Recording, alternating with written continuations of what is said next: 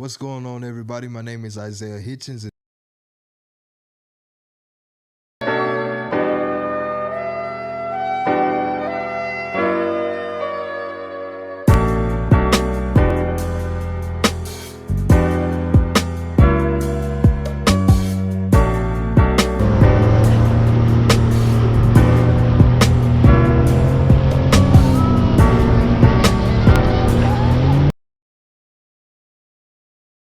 So first of all, I'd like to thank everybody that has been liking and subscribing. You just don't know how far your little effort goes. It's just like that, sharing the video or whatever it is. It just blesses me. It warms my heart up. If you're new here, I'd like to invite you to like and subscribe. Lesson-dary Memoirs is nothing but me testifying about things from the past, things that are going on now, and things that are getting ready to go on in the future. And I just take the story or take the lesson from it and turn it into a positive so that I can help others and others can help me. So if you're here, I'd like to invite you to like and comment and tell me something. Give me some feedback. If this is something that you're dealing with or something that you have dealt with, help me out so that I can help others. Today, though, we're talking about being a servant leader. Servant leadership is something that I find myself constantly looking at and constantly having to deal with. I found myself in the past couple months having to remind others and even remind myself that in every capacity that we are in, we have to serve. We have to serve. If you're on your job and you're working with people, you have to serve them. If you're at your school and you're working with people, you have to serve them. Wherever you are, you have to serve. Most of us, if you're watching this, you're probably in ministry and you already know. You already know you have to serve. It's a given. In order for you to be a minister, you have to be a servant. And that's the same thing that goes into other capacities of life. If you're dealing with your family, you're even serving them. No matter what it is, you have to serve. You have to serve. You have to serve. And this is something that has really, it came as confirmation for this video in particular, because just on last week, we went through our leaders and workers meeting within our jurisdiction. And shout out to Bishop Milton for allowing us to have such a great time and such a great impactful seminar and a great week. It opened up so much for each and every one of us and caused us to change our perspective in such a great way. So I'm happy about that, because they came in and they talked to the leaders and they talk to us and they let us know that in everything that you have to do, if you're in a position where you're over people, one of the first things that you're going to have to do is you're going to have to grow your people. If you want to grow, you have to grow your people. You can't get around it. Your people that are serving with you or serving under you or serving beside you, they're going to have to grow. And once your people are able to grow, then you're going to be able to grow. It's not going to work the other way around. If you're growing and your people are not growing, it's like you're only as strong as your weakest link on your chain.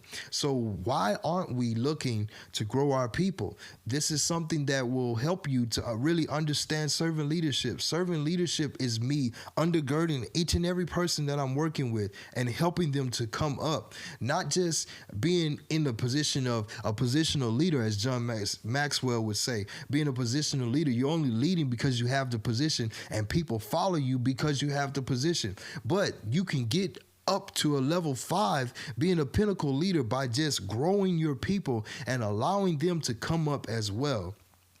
Anytime you have people on your team, you should really know their strengths. You should know everything about them. If this person is good with technology, but this person is good with typing, or this person is good with finances, allow them to be in their place and delegate according so that they can be able to do everything that they need to do.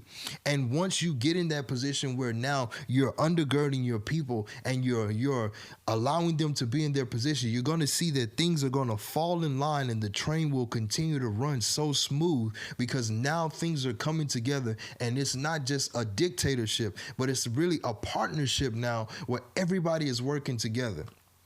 One of the quotes that I heard when I was in the leadership meeting was that the only people that start out on top are those digging a hole. And it stuck with me. I'm writing this down and I'm like, man, did he just say that? Did he really just say? Because it blew my mind. The only people that start out on top are digging a hole. And that goes to so many different things. If you're in your family and you just got to be the person that's out front, and you got to be the person that's taking over, and you got to have the control, and you got to do this, you're digging a hole and you're not allowing space for other things to come alive and other things to breathe. But we're continually burying these things because we're not allowing people to be able to lead in a different capacity. This just, a light bulb just came in my mind. Servant leadership is allowing others to lead as well. Servant leadership is allowing others to stick to their capacity and be able to flow in that without you stepping on their toes. One thing that they say in the military is toe the line. Toe the line. I'm not sure exactly what that means, but in my mind, I would imagine it means stay in your lane. Do exactly what you need to do in your capacity so that you can be successful and you can get everything you need. What are the people that are serving with you? What are they good at? You should ask yourself these questions. What are they good at? What do they do? What do they do best? What is it that you can help them to do better? All these questions are things that will help you to serve your people well, and it will cause you to be a greater leader. Now, granted, I'm not to the place where I want to be in leadership just yet. I know that there's a lot of growth that needs to take place. But one thing that my mentor gave me was The 5 Levels of Leadership by John C. Maxwell, which I quoted. There are different books that you can read, like Soar by Bishop T.D. Jakes, different things that you can read and different resources that you can use to be able to become a better leader. One of the worst things, and I see this a lot in my field, in my profession, one of the worst things is that when people decide to lead based on money or based on position, rather than being a leader based on the people, they continue to fail. I see this a lot. People become managers on the job, or they become a leader in a certain capacity of the professional field, and they don't like people. This is an oxymoron. You cannot be a leader and you don't like people. That's the worst thing ever. There's no law that says there are people that don't like people that can be over people. I've never seen it. It's like blowing smoke into the air and then expecting it to stay there. It doesn't work because the wind is going to overtake that. And there's something on the inside of you, if you don't like people, that's going to show up. And those people are going to be able to realize it.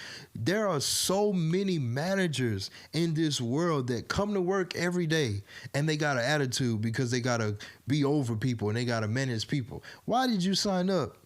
I don't want to go on a tangent, I'm sorry. But you have to like people. You have to grow your people. And you have to be humble enough to undergird them and allow them to get to the capacity that they need to be. Y'all, this has been another lesson of Lesson-dary Memoirs.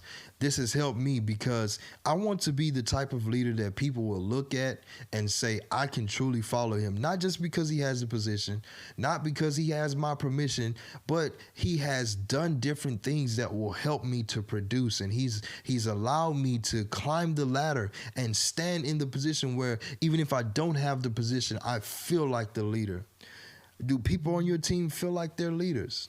Do people on your team feel like they can trust you? Do people on your team feel like they can lead as well?